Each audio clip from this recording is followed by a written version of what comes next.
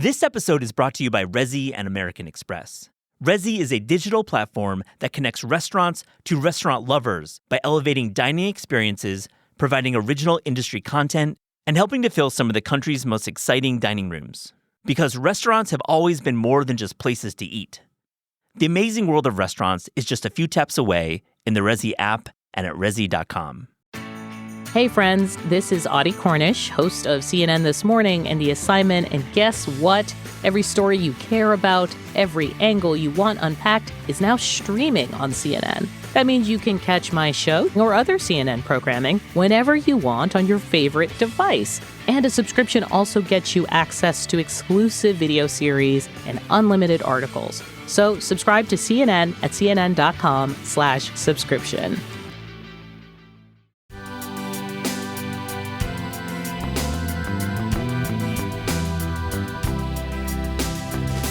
There have been times when we have gate kept, and I think that usually has more to do with, we have quite a few good friends in Tokyo that we see when we're there. And so one of them will bring us to a spot that's kind of precious to them, like their local spot. And so I think it's super important to respect that when a place has its own kind of ecosystem of locals already.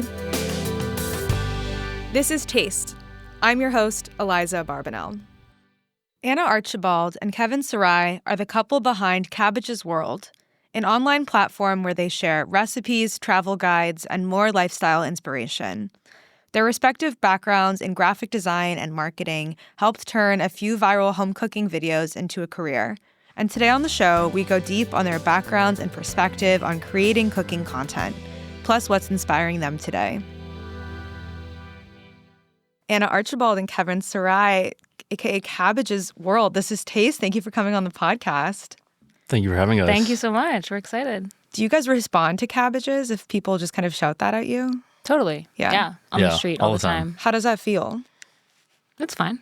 Yeah. Yeah, I like it. It's funny. I mean, hearing that, hearing someone shout that in the street, it's funny. Mm-hmm. Yeah, responding to a vegetable is maybe not right. something you would have initially expected a couple years ago. Yeah, I mean, I guess at least then you know exactly where they know you from, you know? But yeah, we'll get comments that are like, oh, I saw Mr. Cabbage's at the coffee shop on my street or, whatever it is. That's really cute, honestly. I love that. I'm really excited to kind of dive deep into your careers, the kind of work that you do together. But I want to start with just a little bit of background into who you both are. I'm wondering if you could each tell me an early food memory you have from growing up that you think was somehow impactful for you. Sure. I guess I can go first. I think one of my most distinct food memories from growing up is we both grew up in Hawaii. We both grew up half Japanese, which is quite common there. And I think Japanese people have been in Hawaii for so long that they have sort of their own kind of subculture there. One of my earliest food memories is how we spend New Year's Day always with my mom's side of the family. My grandma is 93 now, but that's the one day of the year where she does all of the cooking. And for Japanese people, New Year's Eve or New Year's Day has a lot of specific foods that you prepare and eat together on that day. And so I think in terms of my connection to being Japanese, that memory is very prominent for me, and I think my interest in Japanese food as well, which is a lot of what we do. Mm-hmm. Yeah. Was there a most iconic dish that she puts on the table? There's a few. I think maybe the one people all kind of collectively eat the most is called ozoni. It's a soup that you eat after the new year begins. It has a mochi inside, and people do it a lot of different ways. It's one of those things that every family has their own kind of recipe and way of doing it. But hers is a broth made with clams. There's some fish cake and some greens in there. Yeah. Sounds really good. Mm-hmm. Kevin, what's your memory? I mean, I have a lot of similar memories to that. In New Year's Eve, cooking with my grandma and that being a very central kind of food moment for us. And so we still keep that tradition together today.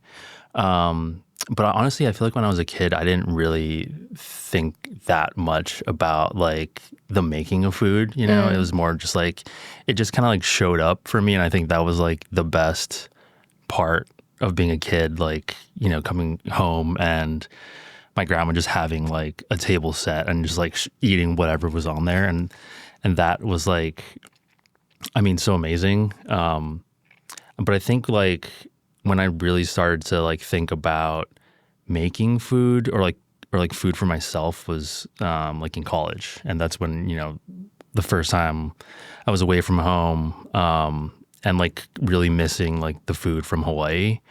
And fortunately, I was like living with a good friend of mine who also was from Hawaii. And so we kind of started figuring out how to cook together a little bit and like trying to like recreate those dishes for ourselves in our dorm room. So we'd go to like Costco or Mitsuya is like a big Asian market in LA where I went to school. And so we go to those markets and kind of come home and try to like recreate, you know, dishes from home. And that was like so much like fun for us.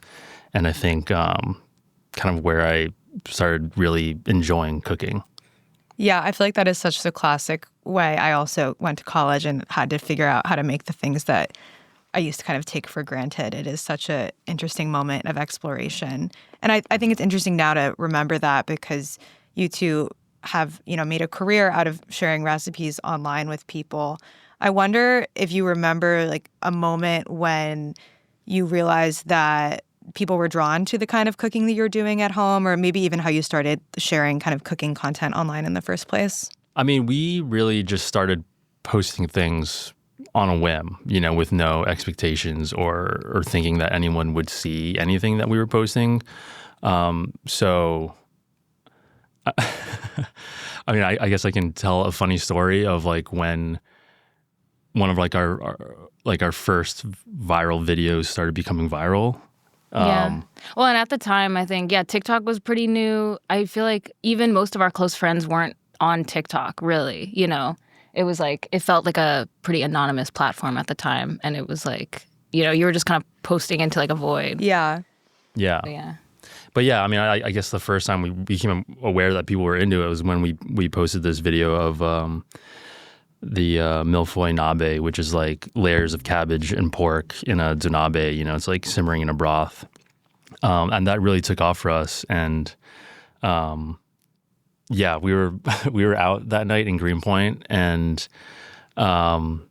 this is probably like late 2021, yeah, I think. And so we were out with friends. We like had eaten some mushrooms, and so it was like we were really dancing. We were dancing, yeah. It was like really late at night at this point, right? It's like maybe like 2 a.m. Yeah. And we were just like, we like left the bar, the club that we were at. We were just like kind of walking around the neighborhood. And then, you know, we had posted that video like earlier that day, I think. And then so we were just like, I think Anna just like pulled out her phone and was like checking her notifications. And that video just started like blowing up, popping off. And we were like, at that point, like tripping on mushrooms. Yeah, but that was the first time that we were, I guess, aware that, you know, people were really into our content, I guess. That was like the first like video, I guess. That's such a disorienting way to understand that. And I think like maybe in 2021, like TikTok felt like a different platform than it is now. But there is this kind of element of like, I guess you choose to post, but then there's no control over really the algorithm or who's going to see it. And then you find yourself, I don't know, sitting in a dark room being on a podcast 4 years later. It's kind of surreal to think about in that kind of way. Yeah. I mean, I guess from there, it was really, I think when we were dating, that was like sort of more newly in our relationship. And so cooking together, just like on weeknights or whatever it is, like finding, you know, a recipe you wanted to do, that was sort of just a way to spend time together like throughout the week. And so, you know, making videos really just came out of that. It was always just like, oh, we're cooking dinner. You know, the way the videos were put together in the beginning was very, you know, it was just a couple shots like thrown together. It wasn't nearly as thorough, obviously, as we kind of capture things now. But yeah, I think just sharing that, and I think something we did also start to realize was that, you know, as a whole, recipe content was new. So I think there was like novelty there, like watching recipe videos, but also the dynamic of kind of doing it together and this sort of second person's POV and the kind of passing back and forth, just I guess that awareness that you're not just doing like a first person cooking, but there's sort of like this interaction like happening. And I think that's something that people were really into and that kind of made us different at the time. Yeah, that's an interesting observation. I feel like Haley and Chuck are the only other couple I can think of off the top of my head that post content of them cooking together, but they're often like both in the frame, on like their side account. Two people cooking, whatever that one's called. They're both together, and you guys are kind of passing it back and forth. And I think as the viewer, I've always been curious about how much of that is organic or how much of that is like, oh, Anna, you haven't been in the shot, like you take over this task. I think most of it is organic. I think we've always tried to. I mean, I guess it was very much born out of purely how we were actually cooking. You know what I mean? And it's like, oh, your hands are free. You take a clip, and that is actually like a much more efficient way to make a video than being by yourself, setting up a tripod, setting up the shot. It's just like, oh, you grab the phone. Okay, now you grab it. And so that was very organic. Obviously, like, we do think about like those details of like, we now have like we do kind of like a secondary camera for like some B-roll and whatever to kind of like give some atmosphere. So of course, like some of it gets planned, but I would say for the most part, it's really just practical kind of. Yeah. Yeah. I imagine also your kind of professional backgrounds come into play a little bit. I know like Anna, you're a graphic designer, and Kevin, you have a marketing background, right? More in like the fashion kind of brand side. Do you remember having a moment when you sat down and decided to treat the videos you were making like more of a brand or a business? I don't think there was like one moment. I think it just kind of evolved into that just naturally given our backgrounds. I think, like slowly we started incorporating small bits of what we were good at or like, things that we knew how to do into our brand. And so obviously, Anna being a graphic designer. And then I also had like a t-shirt brand years ago, like the merch, for example, that was like kind of like a natural thing that we like were always kind of interested in doing because we just like making those types of items and products. So as like cabbages became a thing, we were like, oh, it would be so fun to make merch that's kind of based around the food that we love, And so that was really just purely born out of like the joy of making those things. And I think a lot of those different aspects of the brand per se, like kind of pretty organically evolved, I guess. Yeah. Do you feel like you get feedback from the people who follow you about what things they want to buy or what they want to see from you, and how much do you kind of use that as a guide versus just kind of your own desires or conversations? I think like the number one thing people want from us is like a cookbook or like something that has our recipes in it. I mean, we publish our recipes on our website for free. And so then we're always like, you can just go to our website. But I think people that maybe don't know us are like, oh, do you guys have a cookbook that I can buy? Or people that do know us that have seen, the zine that we put out a year ago, they're always asking us if we're ever going to restock that. And so I think that feels like the number one thing that people want from us, outside of anything else, right? Yeah. I guess if we're talking about more about the merch specifically, with the merch, I think we really just try to anticipate what is like fun and exciting and what we're excited about making. I think we don't generally get like requests or anything like that, but it's just like, each time we put out new stuff, using that feedback and seeing what was like successful, I guess. Yeah, I guess if someone's listening and they haven't seen the merch before, like the most iconic one to me is the reusable bag that looks like a cabbage. And I have one, and especially when you have it stuffed full of stuff and you tie it shut, like it looks like you're carrying a giant cabbage around. It's really cute. And I actually was in Taiwan at an art bookstore, and I had someone come up to me and point at my bag and be like, oh, cabbages? And Wow. Yeah, I mean, so cool. I guess that makes sense. I feel like you guys cook a lot of Asian food, obviously, and I think it seems like a good amount of your audience is interested in that. But to be like truly on the other side of the world and have somebody noticing the tote bag and coming to talk to me about it, I felt like that was a really special moment. Yeah, that's so cool. Yeah, I mean, really cool. it's like amazing to see like people so far away from us like using our stuff, and yeah, I think we just try to think about stuff that is easy to understand. There's like a whimsical element. There's something kind of like silly, and just fun to use. Yeah. Yeah, I think the sense of joy seems to be like a real guiding factor. This episode is brought to you by ButcherBox. As a food writer and cookbook author, I'm always cooking up a storm in my home kitchen. And while my pantry is well stocked, and I make it to the farmer's market for seasonal produce, and perhaps a few photos for Instagram, I'm always struggling to find the perfect cut of beef, pork, and chicken to cook for dinner. For real, my local Stop & Shop's meat section just isn't cutting it, and our local butcher shop is frankly pretty scary. That's why a ButcherBox subscription is such a lifesaver. My freezer is always packed with premium grass-fed beef, free-range organic chicken, and wild-caught seafood. I recently pulled out a 3.5-pound boneless pork butt from the freezer and was braising it in no time. Soy sauce, mirin brown sugar, oyster sauce, low and slow. It was delicious. For nearly a decade, ButcherBox has led the industry with meat and seafood that's antibiotic-free.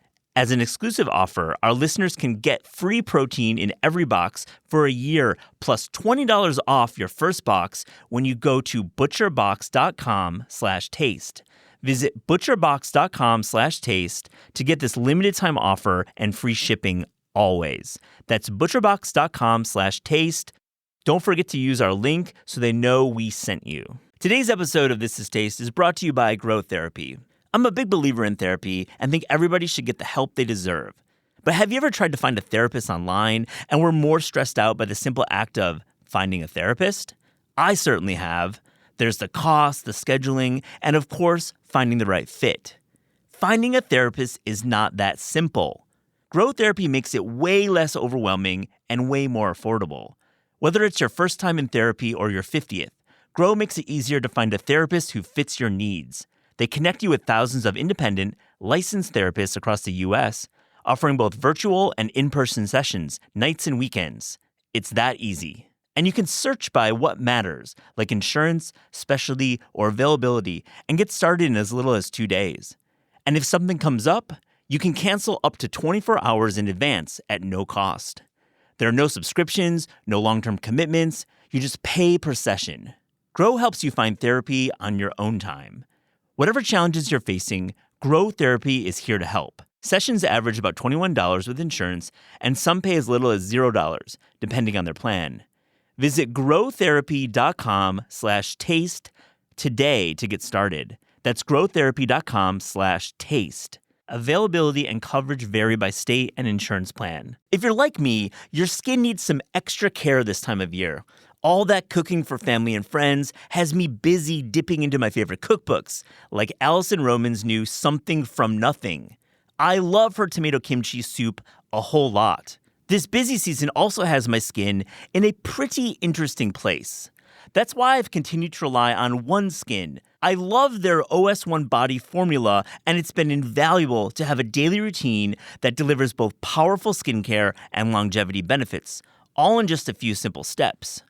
OneSkin also just launched their limited edition holiday sets, including the Nightly Rewind gift set, which is one of those rare gifts that's both impressive and genuinely useful, providing an upgrade to anyone's nightly routine. Featuring their best-selling face moisturizer and their new peptide lip mask, each component of the set is designed to work together as your body enters its natural nightly repair mode, helping renew skin at the cellular level for a stronger, smoother, and more resilient skin. For a limited time, try OneSkin for 15% off using promo code TASTEPOD at oneskin.co. That's promo code TASTEPOD at oneskin.co. I was curious how organized you guys are when it comes to just the content you're putting out, the recipes maybe specifically. Do you kind of map out an editorial calendar, or is it more organic based on just how you're naturally cooking at home? It's both, I guess. Yeah, there are definitely some times when we need to be more organized, when we're traveling or we have deadlines for, videos that we're working on with brands. But I think like our organic content of us just like putting out recipe content and other kind of like more lifestyle videos is pretty organic to how we live, I think. We're not really, I mean, I think we try to plan to cook something at least a couple times per week.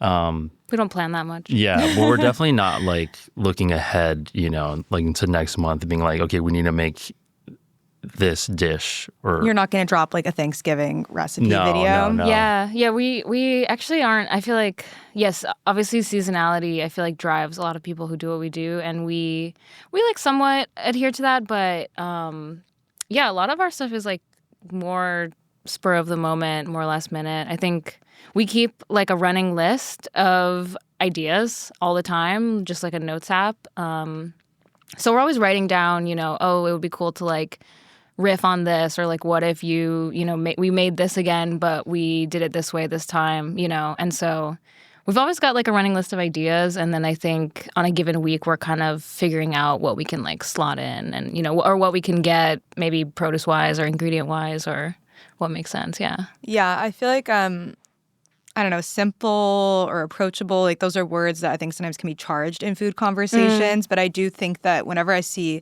a video or a recipe from you guys, I probably have most of the ingredients already, and it doesn't seem like it's going to be such an effort. It feels like it's something that you can see and then crave and then make in a really short turnaround, which I think is a good strategy for the way that people kind of consume cooking content these days. That's something like we are really intentional about. We know kind of who our audience is and how they live, and sort of a lot of them are on the go. Some of them maybe are like students, maybe they're newer to cooking or they're on a budget. And I think we try to make something for everyone in those constraints. And we, you know, that's just also like how we kind of cook and live as well. But we try to keep it, super approachable. There's like something for everyone, I think. Yeah.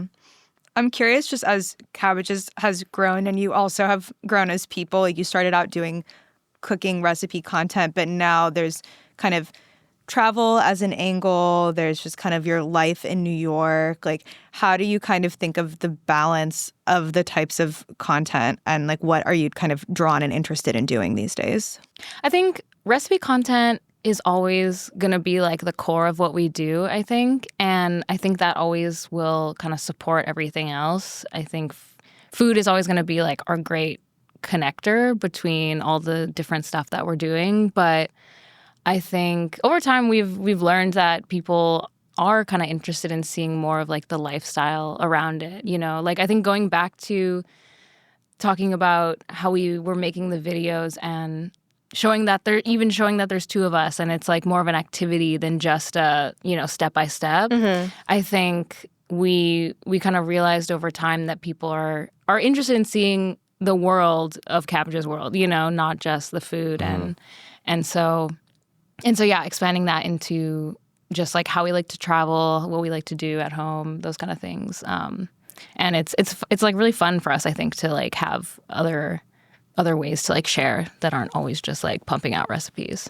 Yeah, I feel like you both have such a distinct sense of taste that really kind of permeates all of the things that you do, and also the way that people naturally cook. As you travel, you eat something somewhere, you get inspired by that. It informs what you cook at home. So I feel like there's a very kind of clear through line in that way. Yeah, totally. That's like our favorite, I think honestly, like when we travel, that's probably, if we're going to make a video, it's going to be about somewhere that we're going to eat. That's like one of our favorite videos to make is like a really fun restaurant that we loved, and documenting that, that meal. I'm curious, like as your platform has grown, especially when you're going to smaller places, or, you know, Japan has become like such a big travel destination, obviously. Do you ever think about like gatekeeping a spot, or like the impact of like have you shown something and then gone back to it since, and like has it felt different at all? Totally. I mean, we definitely think about gatekeeping. I guess I would say a lot of the places that we go to honestly aren't built for like virality. And by that, I kind of mean they might not be like visually so appealing, so flashy, you know, whatever it is that draws people in through a screen. But if we're sharing it, it usually means like we had a great meal here. We had a great experience. It might be like quite simple and humble.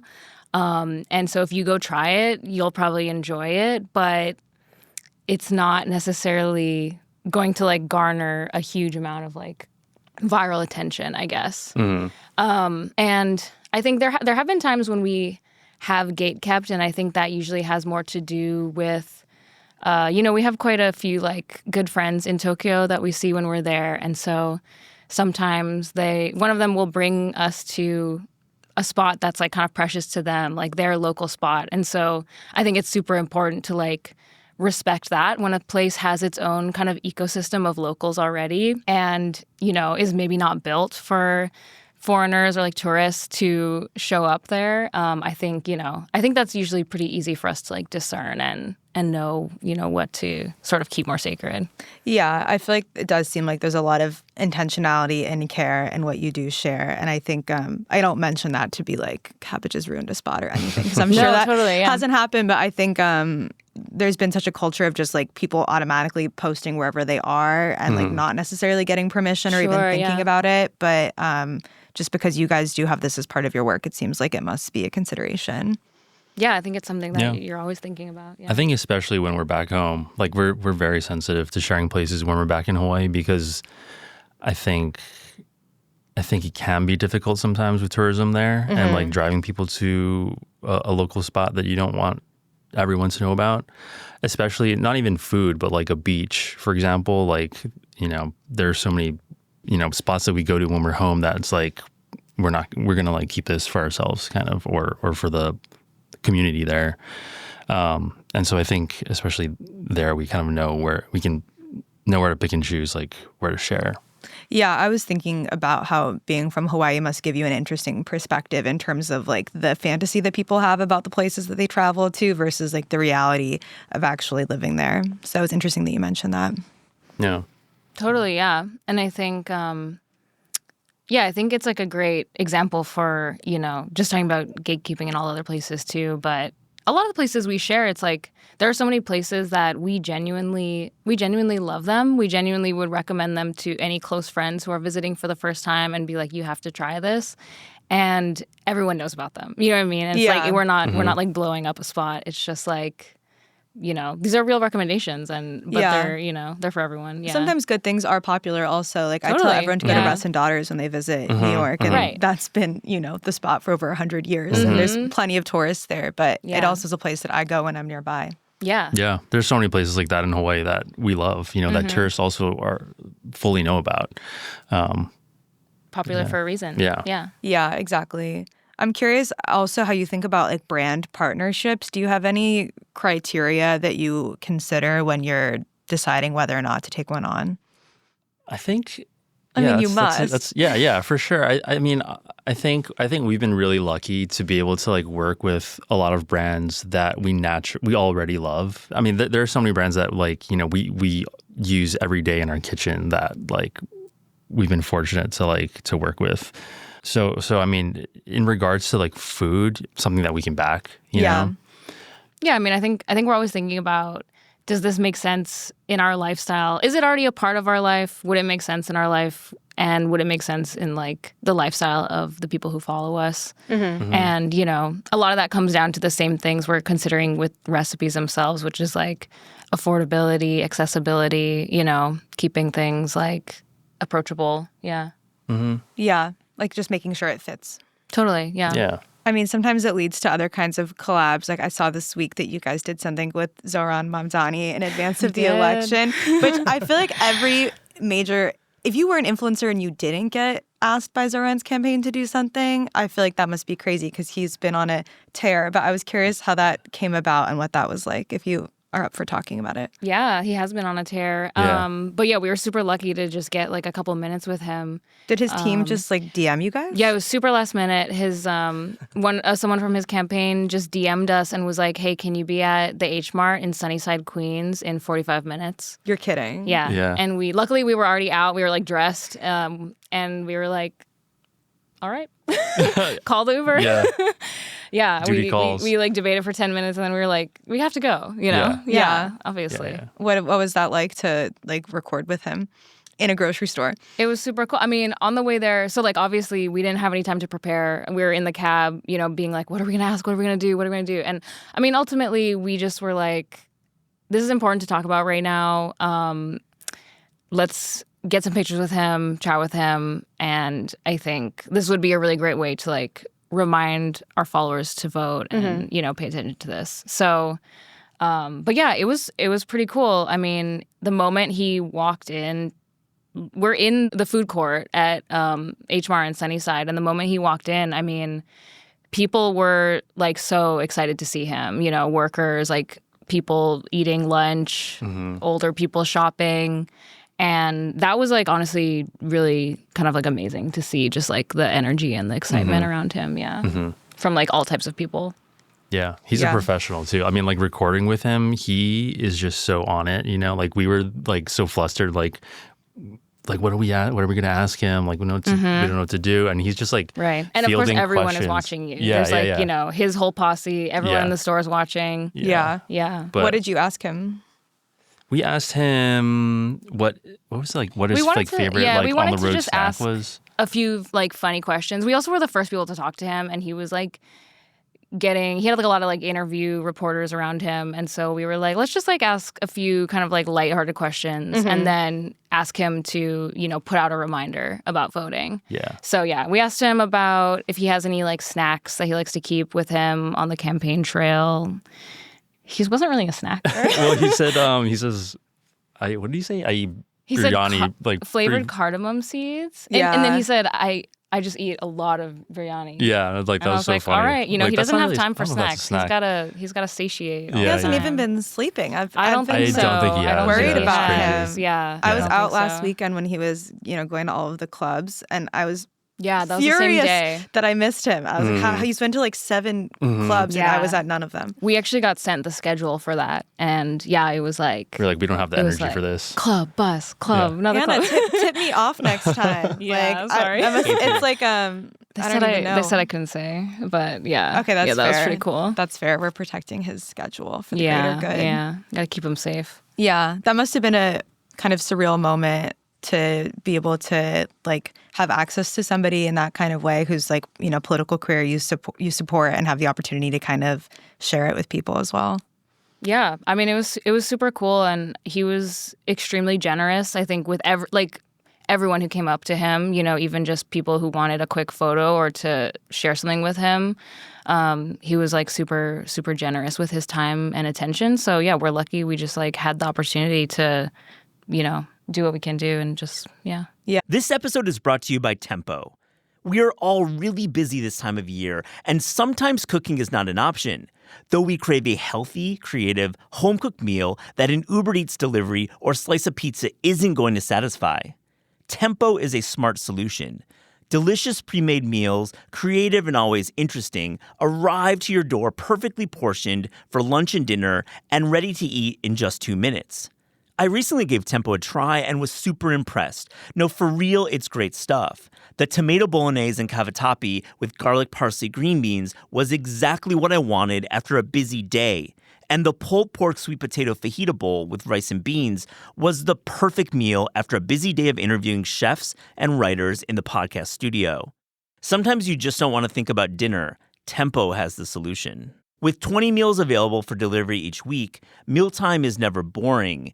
And for those macro counters out there, Tempo is a smart option. For a limited time, Tempo is offering This Is Taste listeners something pretty amazing. 60% off your first box. That's 60%, which is pretty close to free. Visit tempocooking.com/taste for 60% off your first box. tempocooking.com/taste. Rules and restrictions may apply.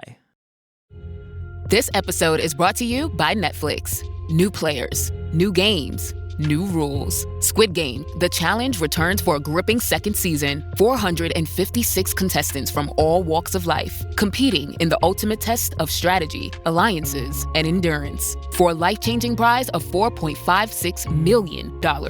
With stakes this high, why make friends when you can make millions? Watch Squid Game, The Challenge Season 2, now playing only on Netflix. Running a business comes with a lot of what-ifs. But luckily, there's a simple answer to them. Shopify.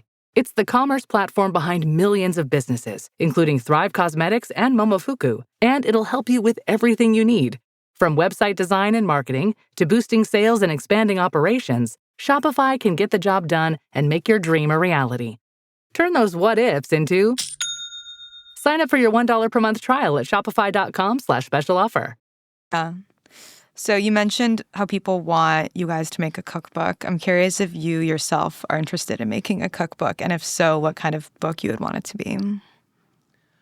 Oh, that's such a hard question. I mean, we're definitely curious. We're open to it. We're interested. It's, we obviously have so many friends that are working on cookbooks or have put out cookbooks recently, and it just seems like such a daunting task. It's a lot of work, yeah. But I mean, being two people that love to make things, like making a book sounds like so fun.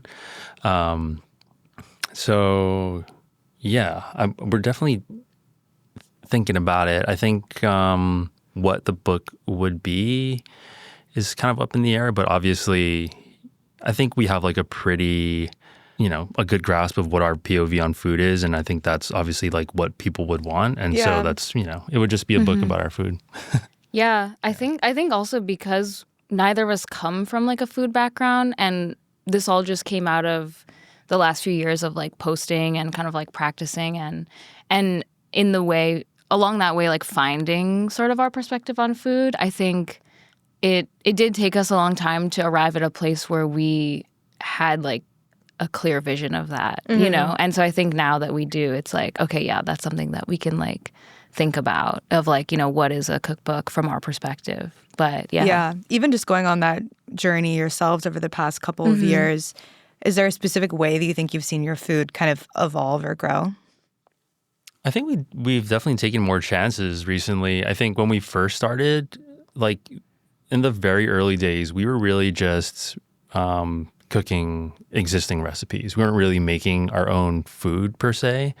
And so like I think we've gotten much more comfortable in the kitchen over the past few years, and now feel confident in like trying to like riff on old recipes or like trying to recreate something from a memory, or like you're saying, like traveling, like eating something and wanting to like, maybe that inspires a dish that you want to make at home. And I think we feel better about like trying to like actually make that happen now versus just like making a weeknight dinner from that. Yeah. Yeah. Yeah. I think we've like gained a lot of confidence in our recipes and being more like creative. Yeah. And, Is there a recipe you've released that you think is like a quintessential cabbages dish? One of the earlier ones that did really well for us was like a curry udon with egg in it. And I think that dish, that was one that actually I feel like was, inspired by a restaurant where like we saw something that was like, oh, that looks so good, but I think it was like in Japan or something. We'd never been there. And so we kind of tried to recreate it at home. And that dish itself is like another one of those that's like so easy to make at home if you just have like, some udon noodles and like the curry blocks, and you have like some egg or something. And then all the typical seasonings of like shoyu and mirin. And it's like, it's so like easy to put together and like so comforting, and so like it's like kind of like a classic dish, but like just so slightly different that it feels kind of more unique to us, kind of.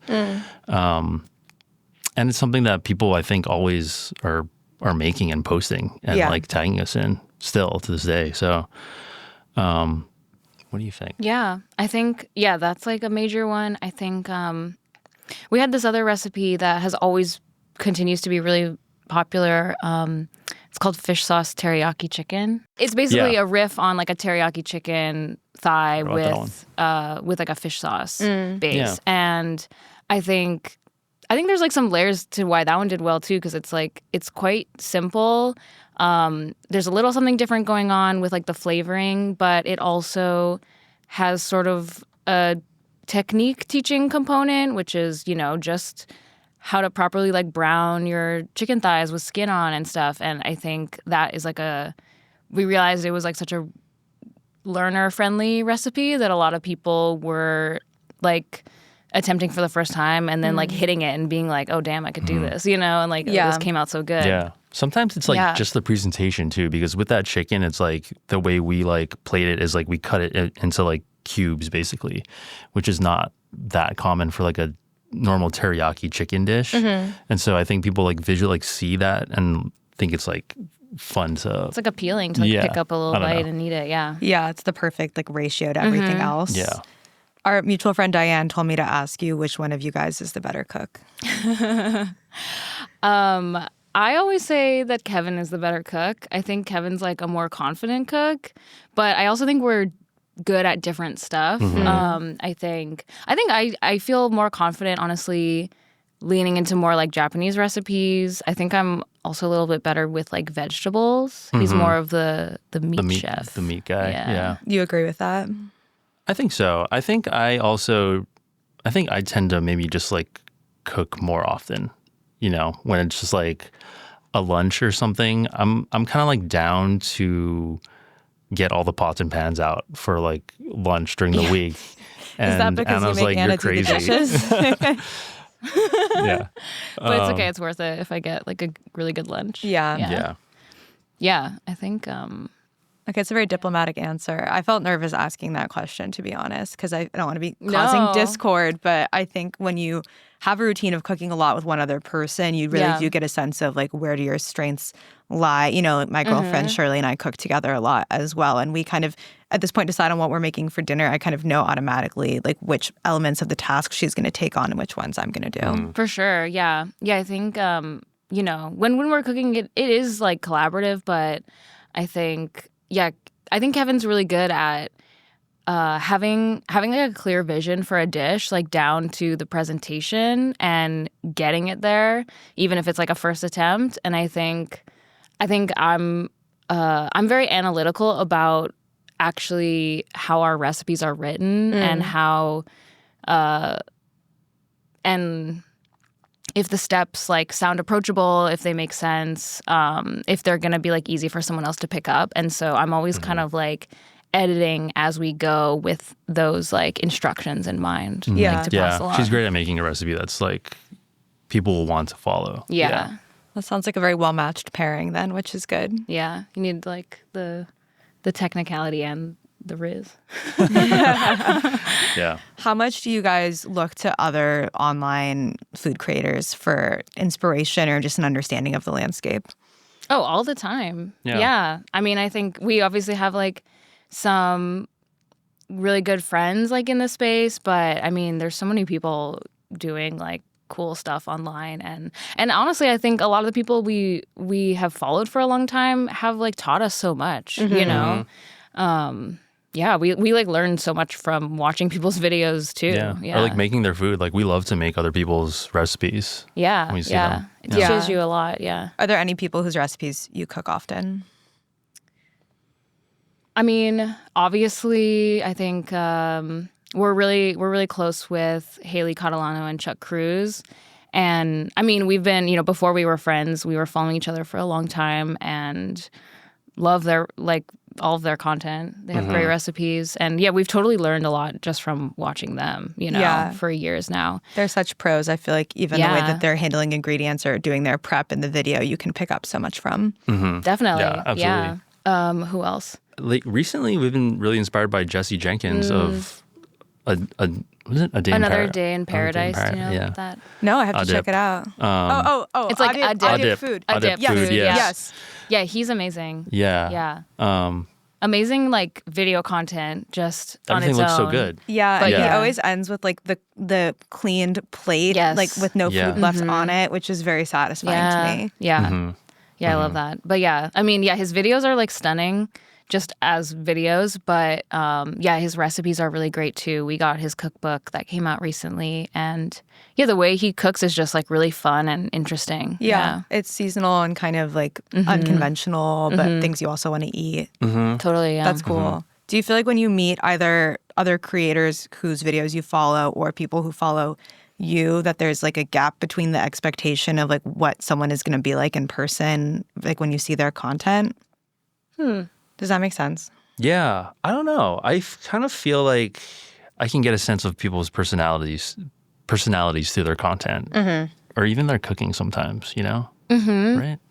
Yeah, and I mean, I wonder if what people would say about that in regards to us, because we don't always, share a ton. Like, there's always like this line of like, in one sense, you're sharing a lot, but on the other hand, it's like, we're not always like speaking directly to the camera or doing those kind of things, and so our personalities aren't necessarily always front and center. But yeah, I think you get a sense of like how people are, and I think we also know that there's always like room for flexibility. I don't know if we've ever been like shocked, Yeah, I think it usually holds up. Yeah, I feel like for me it's always like a question of height, probably. Maybe someone is like taller That's so or shorter true. than I That think. is. Oh my God, People that's always like tell us that we're taller than they. way taller in person. Yeah. Well, I mean, you're tall, but you're not like insanely Not like tall. tall. No. Yeah. I think it's maybe that your heights are proportional, so it doesn't look like you're necessarily so taller could or fall shorter.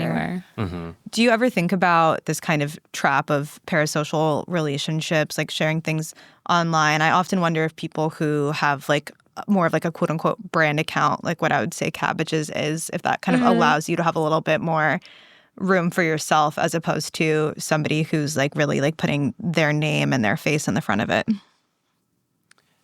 That space definitely. I mean, I think when we started the account, we didn't like name it Cabbages like with that in mind, like trying to separate ourselves. I think that, but I think it has proven to be like helpful for us to like not be so precious sometimes with what we're sharing, because it's not like it's Kevin Serai or Anna Archibald, putting out these videos or this content.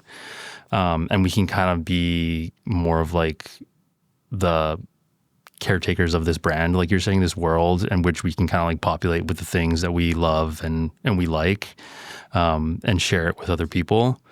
And also, I think the brand component has kind of helped us to also just like work with other brands in a sense, like we did a collaboration with Crap Eyewear on a pair of sunglasses, and it's like so much easier to be like it's Cabbages and Crap versus like Crap Eyewear and Anna and Kevin, Yeah. Yeah, I think especially also being a couple, it's nice to kind of have like this entity that you're talking about all the time, and it doesn't necessarily just have to be like us. It kind of separates us a little bit. Yeah, I think that's like been a really nice thing. Yeah, I feel like that is really interesting to have people who buy into your dynamic, like not just as two people who cook together, but as a couple of people, I think, feel like all kinds of way about like their favorite couples online. Yeah.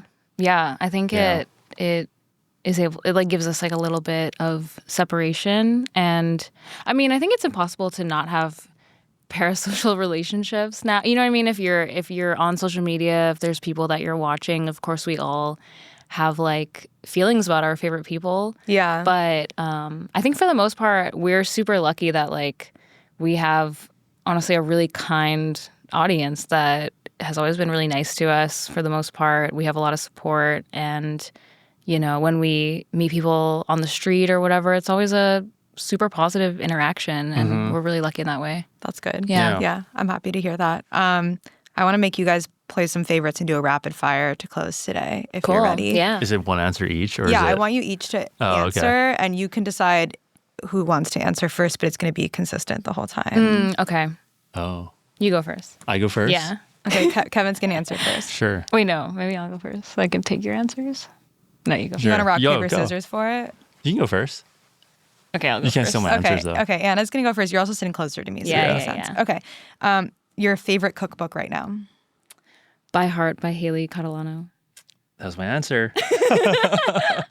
Then I'll go with Jesse's Cooking with Vegetables, the Audit Foods. Yeah. Your favorite food city? Have to say Tokyo. You're taking all my answers. That's such a tough one. I'm going to go with Hawaii. Not a city. Oh, sick. Honolulu. Okay. Or I'll go Taipei. Ooh. Taipei's Yeah. pretty cool. A place that you want to visit next. Copenhagen. Singapore. A fall cooking staple, like a dish that you can't wait to make at home. Oh, I'm a big soup person. So I think in the winter, like, it's just like slop soup, veggie soup all the time. Yeah. Yeah. I don't know about a dish, but one thing that I eat during the winter a lot is just like Japanese sweet potatoes. So I'll find a way to incorporate that into a recipe or just straight Roast up them. eat them. Yeah. I've been steaming a couple at the start of every week, and then I just like smash them in a pan with some butter and eat Wow. them. It's really Yum. good. Your favorite special occasion restaurant in New York? Estella. Kanji Village. Different kinds of occasions. Yeah. Both special. Yeah, Yeah. both special. Your favorite grocery store in New York? Hong Kong supermarket. Sunrise Chinatown. Mart. Oh, sorry. Sunrise Mart. Yeah. Yeah. Your favorite like quick lunch place in New York? Noodle Village. Wow, good one. Super Taste. Your go-to bodega snack? BLT. Sausage, egg, and cheese. Okay. Yeah. Final question. A fictional food scene, like from a book or a movie or something made up that you wish you could magically eat in real life? In Spirited Away, when Haku gives her like a onigiri, like a rice ball, and she takes a bite, and it's just like, looks amazing. Yeah. Yeah. It's very plum.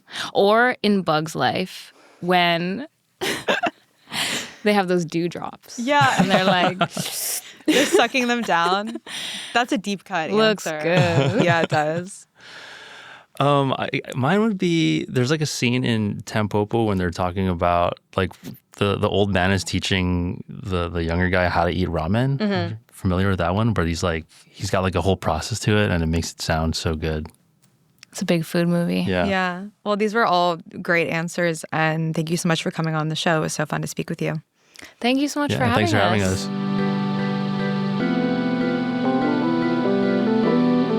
This is Taste is hosted and produced by Matt Rodbard and me, Eliza Barbanel. The show is edited by lead producer Clayton Gumbert and supervised by Pat Stango, Director of Media Production and Development at Penguin Random House.